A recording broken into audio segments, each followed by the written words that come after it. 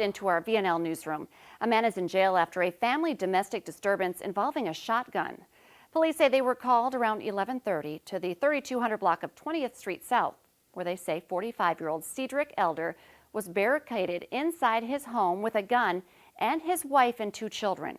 Officers set up a perimeter and ordered Elder to open the door.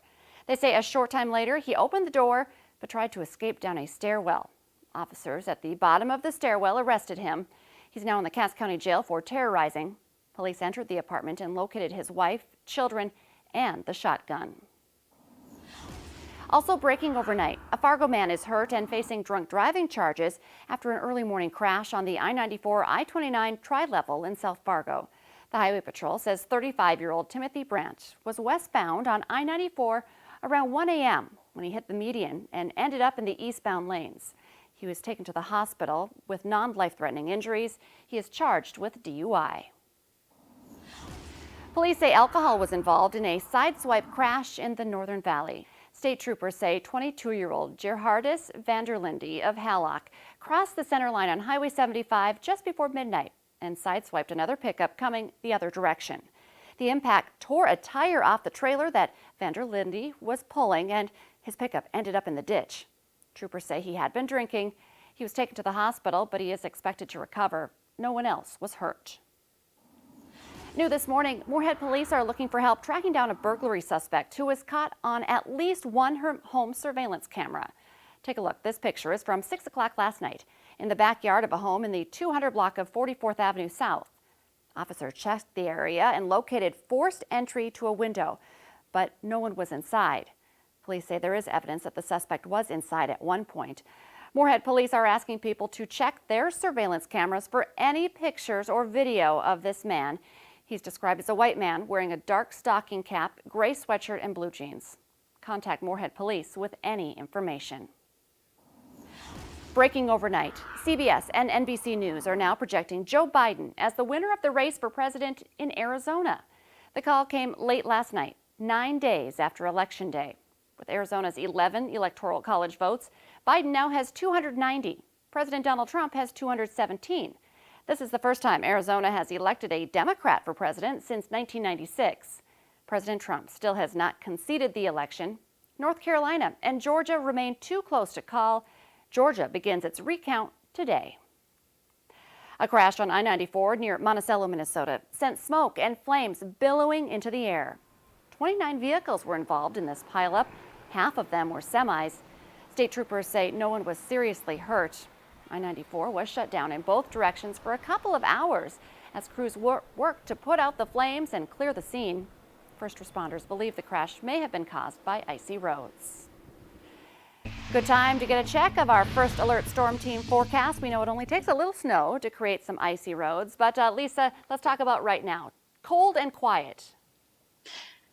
Yes, and we're going to work on melting any of those leftover snowy, icy patches out there from our recent light snow events as well. So that's the good news. It is cold, though, leading up to that this morning. You can see a pretty sunrise starting up this morning. But check out these temperatures. We're in the teens and low 20s. This is actually warmer than even a couple of hours ago because we've got a south wind kicking in, and it's bringing in that warmer air for us here today. So we're looking at 17 in Fargo. It's 12 in Grand Forks, only 11 in Bemidji, but in contrast, Devil's Lake is at 22, and you have to factor that wind into the wind chill here, and we're looking at wind chills and feeling wind chills that are near 0 or even below. So this is something you'll want to be prepared for as you're getting ready to head out on your Friday morning.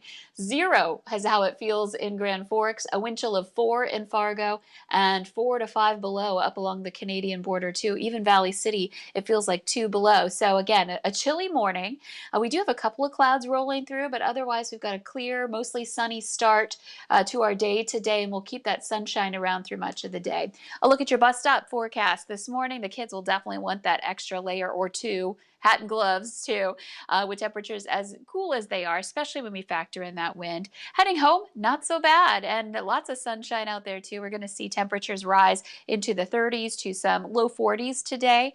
So not bad heading home from the bus here this afternoon with sunny skies continuing. A look at the weekend. The clouds increase. We do have some wind, I should mention. We'll have a little bit of a breeze today out of the south, and then that wind just kind of hangs around into the weekend. We're talking a storm system that's going to be developing kind of right over us essentially, and we'll see a chance for some scattered snow showers developing Saturday afternoon. We'll start the day on a cloudy note and stay cloudy pretty much throughout the day, or mostly cloudy. Temperatures mild into the 40s, and then overnight, we'll watch that system start to move eastward. Behind it, a slightly cooler on Sunday into the 30s, and a chance for snow more in the east. And the wind picks up even more in the wake of this. So it's going to be a windy one throughout the weekend for us here in the valley. Be ready for that. But temperatures at least climbing above freezing. We're going to work on melting some of that snow. Looks great. I like those temperatures better. Thank you, Lisa. Police in the Fargo-Moorhead area are still looking for a man believed to be involved in a shooting in Dilworth yesterday morning. It happened in the 200 block of 5th Street South right around 8 in the morning. There were reports of several shots fired. And here's the guy police want to talk to. Investigators believe 37-year-old Dennis Hackley shot Christopher Lucier in the leg. But police say it's unclear who the victim is.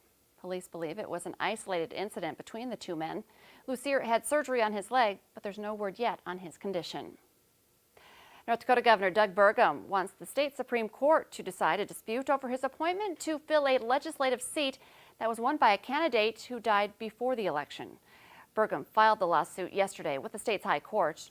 Attorney General Wayne Stenjum is at odds with Burgum over the appointment of Washburn coal executive Wade Beauchamps to the District 8 seat won by David Andal, who died October 5th from coronavirus complications.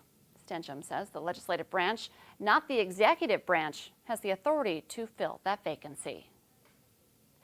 Jail time and fines could soon be a possibility for anyone not wearing a mask in Grand Forks County. The City Council discussed an order last night that would cover every city in the county. It would be issued by County Public Health Officer Dr. Joel Walls, which means that it will be out of the city's hands as to whether or not it will be implemented. The order would involve a Class B misdemeanor, so anyone not wearing a mask in public could face a maximum punishment of 30 days in jail and a $1,500 fine.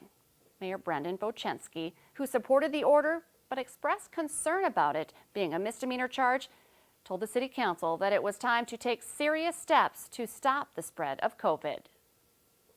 You can charge someone $100,000 for not wearing a mask. It's still not going to keep people out of the hospital and keep people from dying. So let's get real about what we're trying to do here, instead of just playing games and wasting everybody's time. Bochensky is also calling for fines to businesses that don't follow several rules, including the number of people in a bar or restaurant and hours of operation.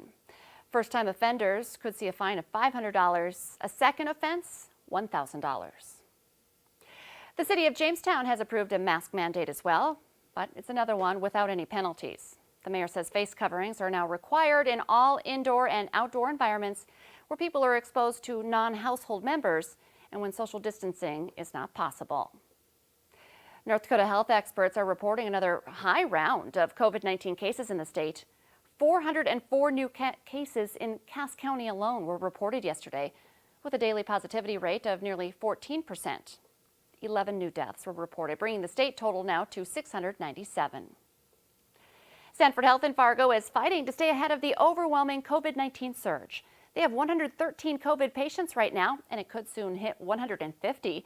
That means they need more space, staff, and supplies. Some patients have been sent to nursing homes like the Good Samaritan Society in Arthur. Beds are already filling up there, and they're bringing in more staff. Sanford Health says they've just added 35 more beds for COVID patients. 150 nurses from all over the country have been brought in, and Sanford expects those numbers to go up. Most of us would be probably surprised to note just how many people in the Fargo-Moorhead area don't have their own home to sleep in at night, and that many of those who are homeless are children. That's why the United Way is hosting a giving event today to help those who need it most. The Valley Today's Brian Sherrod joins us live this morning at the Live United, Give United Day with more. Good morning, Brian. And good morning, Lisa. It's exactly like you said, homelessness, it is pretty high. And of course, we're trying to prevent the numbers. So of course, I'm here with, Christy Huber to talk a little bit about this event and how you guys are helping. So thank you for being here with me this morning. With this event going on, let people know, what they should expect today. Absolutely. So today is a really important day for our community to understand that at any given point in time, there are 1,000 people that are homeless in our community, and 25% of those are children. And we can do something about that, especially by preventing it. So today, when you live united and you give united, those dollars will help prevent homelessness for families in our community. So with the numbers being so high, like you said, with 25% and even, thousands each night, I guess for you guys, what does it mean to you to be able to help these people in need? Well, we just want to help the community as much as we can, and we think that by preventing homelessness, that will actually take some pressure off of our shelters, and we'll be able to be more effective, and it will be less stressful and traumatic for families. And so that's why today is so important for our community to give. When you can give online at unitedwaycastclay.org, or come out to our drive-thru. That's what we're doing out here today. You can give out here as well, and every dollar makes a difference, but $20 or more will be matched, and we have already raised $30,000. So we want to make sure this is a big day for our community. Perfect. Thank you so much, Christy. And of course, all the information Christy just said is on our web channel. So definitely head over there. You can also donate. And you can come here between 6 and 6 to be in your car, get a QR code, and do the same exact thing. Lisa, back to you in the studio. Great event. Thank you, Brian.